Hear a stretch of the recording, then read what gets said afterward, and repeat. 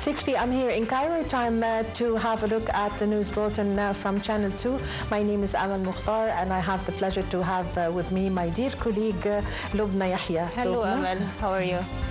We're starting off right away with the headlines. President El-Sisi addresses Russia's BRICS Plus summit and urges enhanced cooperation with the developing nations.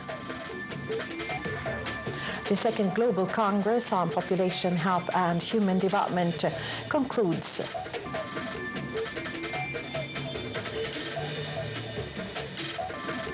And 770 people killed in Israeli occupation assault on North Gaza as Israeli occupation strikes kill 3 Lebanese troops.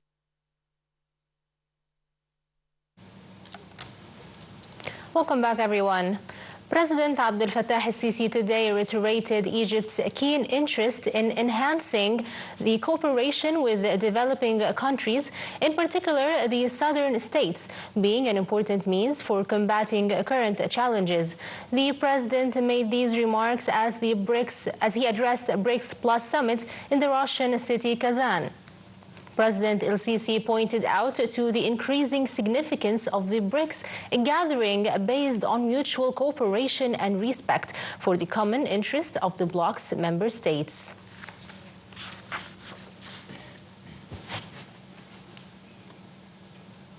On the sidelines of the summit, President Abdel Fattah el-Sisi met South African President Cyril Ramaphosa on boosting bilateral ties. The meeting also touched on regional developments, with both sides reviewing efforts for supporting the Palestinian cause, reaching ceasefire in Gaza and Lebanon, barring violations in the West Bank and backing the political path for the establishment of an independent Palestinian state.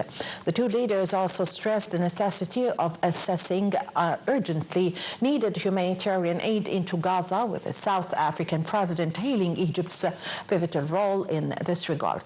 President el-Sisi and his South African counterpart also discussed enhancing African development priorities and the framework of Egypt's complete membership of the BRICS.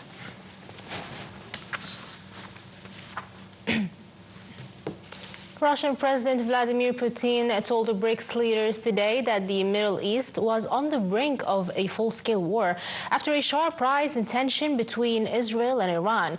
Through the Kremlin chief also faced calls to end the war in Ukraine. The BRICS summit, attended by more than 20 leaders, has shown the depth of Russia's relations beyond the Western world. Putin said that unless Palestinians got their state, they would feel the burden of historical injustice, and the region would remain in an atmosphere of permanent crisis with inevitable relapses of large-scale violence. Palestinian President Mahmoud Abbas also attended the summit.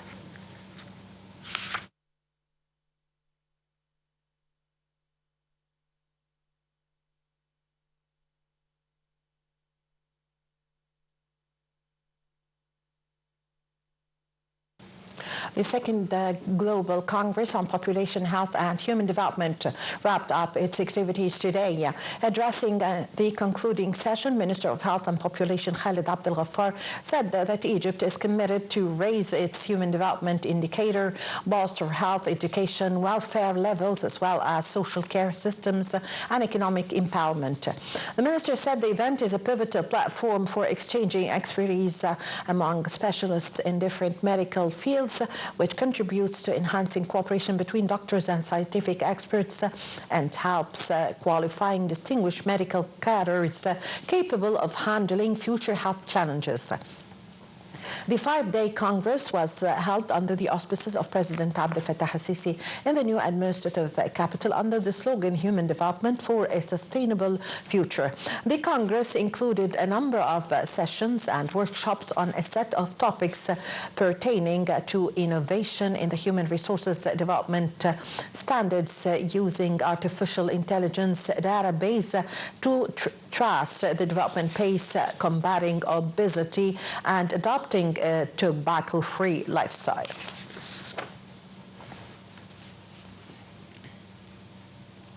As he chairs the National Council for Climate Change, Prime Minister Mustafa Madbouli reviewed the preparations for Egypt's participation in the upcoming Conference of Parties to the United Nations Convention on Climate Change. The meeting also aimed at following up the Council's efforts to implement recommendations and outcomes of the COP28 gathering. Prime Minister Madbouli stressed the importance of coordination among different concerned bodies regarding the national plan to deal with climate changes. The Lebanese army said today that 3 of its soldiers were killed by Israeli occupation fire while carrying out a rescue operation in the south. Separately, Lebanon's official national news agency reported an unspecified number of dead in a strike on a house in Yatir. The Lebanese news agency also reported a new wave of Israeli attacks on villages in the southern district of Beit Jbeil overnight. Meanwhile, the Israeli occupation forces said it hit a building belonged to Hezbollah, claiming it is a weapons production facility, and some of the fiercest strikes on the area since the Lebanon war began.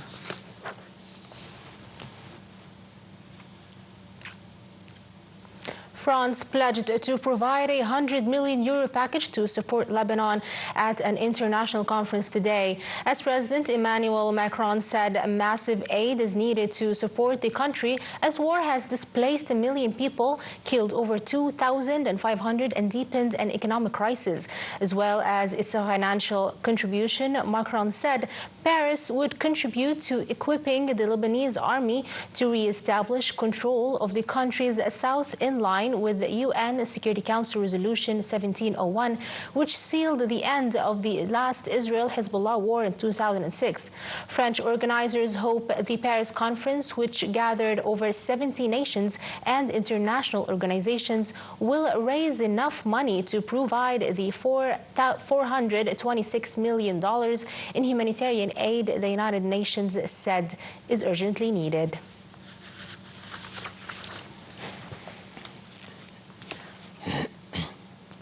The Palestinian Health Ministry said today that Israeli occupation forces carried out 5 massacres in the last 24 hours in the Gaza Strip, leaving at least 49 Palestinians dead and 219 others wounded. Early today, a mother and a child were killed by an occupation strike on Jabalia refugee camp, which came under heavy bombardment over the past 20 days. The Palestinian Health Ministry said that at least 42,847 people were killed. More than 100,000 others were wounded in the year-long Israeli occupation genocide war on the Gaza Strip. U.S. Secretary of State Antony Blinken held talks today with the Qatari Emir Sheikh Tamim bin Hamad al-Thani in Doha as he seeks to build momentum for a ceasefire after the killing of the leader of Hamas by the Israeli occupation forces. Blinken also discussed renewed efforts to secure the release of the hostages and to end the Israeli occupation genocide war on Gaza. He later went into talks with Qatari Prime Minister Mohammed bin Abdulrahman bin Jassim al-Thani, with whom he held a joint news conference. Blinken is paying his 11th trip to the region since the start of the occupation fierce aggression on the Gaza Strip. Ukrainian officials said that a Russian strike on the frontline town of Kupi and Sak in northeastern Ukraine have killed 4 people and wounded 10 others today. Russia occupied the northeastern town in the early days of its 2022 military operations in Ukraine, but was pushed out by a lightning counteroffensive in September that year. Also today, Russian forces have made a fast advance into the eastern Ukrainian coal mining town of Selidov as Moscow's troops try to gain control over the whole of the Donbas region. Indian authorities have shut schools, evacuated hundreds of thousands of people, and cancelled trains in parts of the country as rescue teams brace today for a tropical storm brewing in the Bay of Bengal. More details followed. A severe cyclone storm is set to pummel the coasts of India, Bangladesh on Thursday, spurring authorities to cancel train services, warn fishermen to stay home and begin evacuating thousands of people from vulnerable sites. Cyclone Dana, now over the Bay of Bengal, is expected to strengthen, packing winds gusts of up to 120 kilometers per hour and make landfall late on Thursday on India's east coast and south coast of Bangladesh, Indian weather officials have said. Rains and strong winds are already lashing parts of India's coastal state of Odisha, which is prone to cyclones. The state cancelled more than 200 train services, shut schools until Friday, and told fishermen not to go to the sea. Weather officials have said that heavy to extremely heavy rainfall have been expected over the next 3 days, could damage homes, roads, crops, and power lines while bringing flooding and landslides. Weather officials in neighboring Bangladesh also warned fishermen and put southern ports on alert. India's West Bengal state, which shares a border with Bangladesh, has readied disaster relief teams equipped with tree-cutting machinery. Now with the economy news, as Egypt's bourse closed higher today amid purchases by local investors against sell-offs by Arab and foreign investors and Arab corporations. The market capital of listed companies reached £2.1 trillion at the end of the transactions that reaches £43.3 billion. The benchmark index EGX 30 rose 0.7% above the 28,340-point mark. The equal-weighted indices EGX 70 and EGX 100 climbed 0.43% and 0.32% respectively. Oil prices rose more than 1% today, clawing back the previous day's drop as dealers try to assess the demand outlook and the crisis in the Middle East. West Texas Intermediate was up 1.7% at $71.94 per barrel, and Brent North Sea crude rose 1.5% at $76.09 per barrel.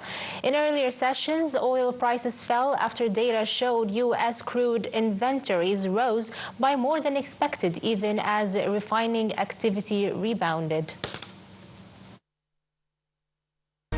The sports news, as Cairo Giants Al Ahly and El Zamalek will go head-to-head tonight at 8 p.m. Cairo local time in an anticipated new derby in the Egyptian Super Cup final at Mohammed bin Zayed Stadium in Abu Dhabi, the United Arab Emirates.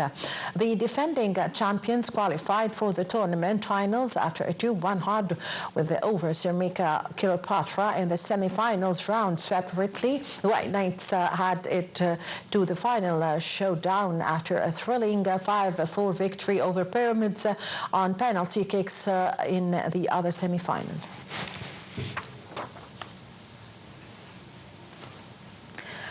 Well, with this, ladies and gentlemen, we come to the end of the news bulletin from Channel 2. My name is Amal Mukhtar. I have all the pleasure to have with me my dear friend. Hi, thank you, Amal. Lubna Yahya, thank you very much, Lubna. Thank you so much. Thank you, everyone. Thank you very much for watching, ladies and gentlemen.